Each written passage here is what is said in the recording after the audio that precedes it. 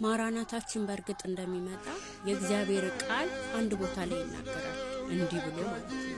የዮሐንስ መልእክት 1 ምዕራፍ 5 ቁጥር 20 ላይ እንዲህ ይላል። በኢየሱስ ስም እናነባለን።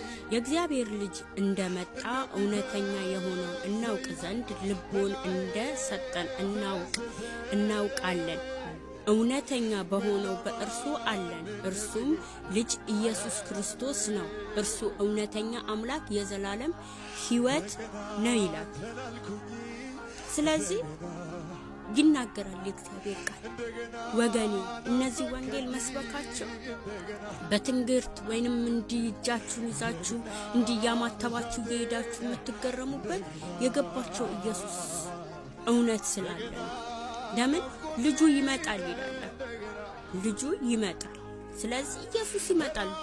ማራናታ ይመጣል። ሲመጣ የተገራችሁማችሁ በሙሉ ምን ነው በዛ ሰዓት ላይ ጌታን ባገኙት ትላላችሁ። ስለዚህ ሻማችሁ ሳይጠፋ ኢየሱስ ሳይዘጋባችሁ ወደዚህ ጌታ ተቀላቀሉ። መዳን በሌላ በማንም የለም።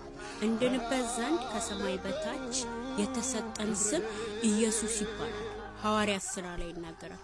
ስለዚህ ወገኔ፣ ወንድሜ፣ እህቴ ማራናታን ተቀበሉ። ማራናታን ወደ ልባችሁ አስገቡ። ተባረኩ። ብለሲው